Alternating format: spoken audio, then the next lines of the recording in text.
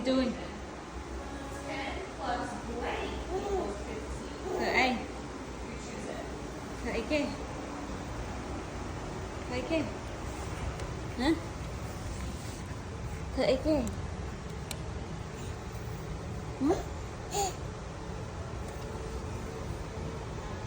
Mẹ đi cho mấy nè. Ở đây rồi cái này. Tít tít rồi.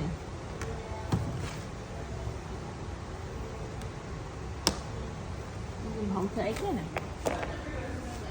Không thấy cái này.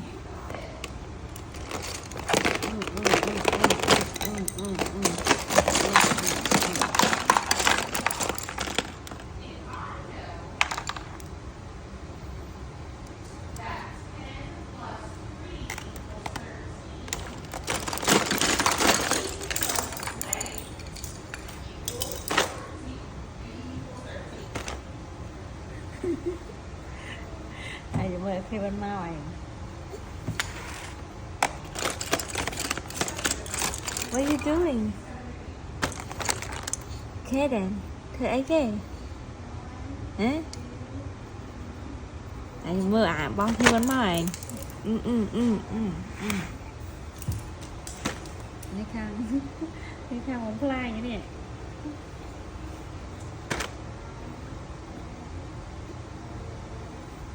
Hey. Hey. Nè, nè. Cái không hiếp á. Ê. Nè. Ê.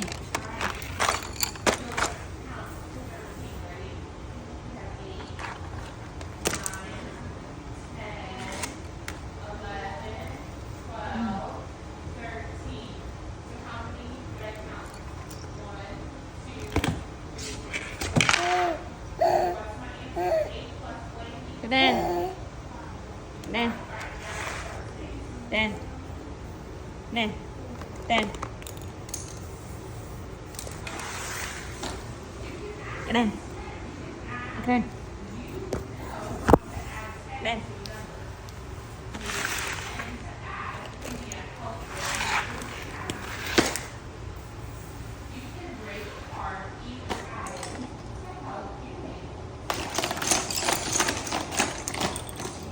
Hey, what are you doing?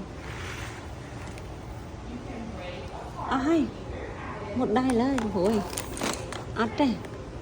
Bạn hứa tục quỳnh, bạn.